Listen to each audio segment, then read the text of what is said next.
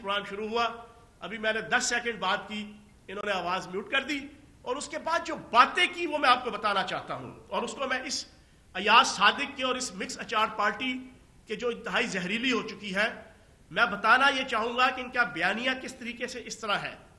وہ میجر گورو آریہ اپنی مائک کھول کے, میری مائک کو بند کر کے, اکیلا شیر اپنی گلی کا کتا بن کے جناب, اور شیر بن کے اس نے کہا آپ اگلے 15 دن سے لے کے 2 مہینوں میں دیکھو گے کہ ہم پاکستان کے ساتھ کیا کرنے والے ہیں. اگلے 2 مہینوں میں 15 دن میں دیکھو گے ہم پاکستان کا کیا حشر کرتے ہیں, پاکستان کے اندر کیا لا لیسنس کریٹ کرتے ہیں, پاکستان کے اندر کیا افراتفری کریٹ کرتے ہیں, پاکستان کی فلاں فلاں فلاں جو. لیکن میں نے وہاں پر اس کو بڑا اوپنلی انہیں کہا,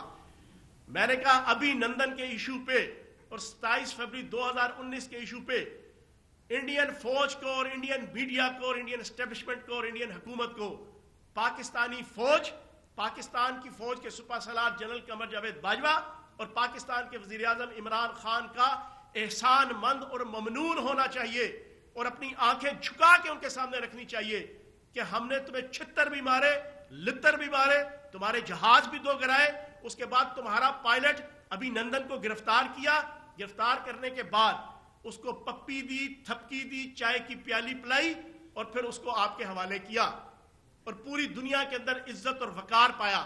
انٹرنیشنل پالیٹکس کے اندر پاکستان کا ایز اے ریاست بھی, ایز اے ملک بھی, اور وزیر اعظم پاکستان عمران خان صاحب کی لیڈرشپ اور قیادت بھی ساری دنیا کی عالمی طاقتوں سے لے کے عام ممالک نے اس وقت اپریشیٹ کیا کہ جنیوا کنونشن کے اصولوں کے تحت جس انداز سے پاکستان نے بیہیو کیا وہ قابل ستائش تھی.